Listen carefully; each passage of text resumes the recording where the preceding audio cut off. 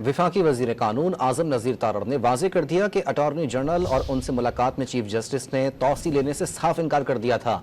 Extension के मौजू को बार बार छेड़ना मुनासिब नहीं।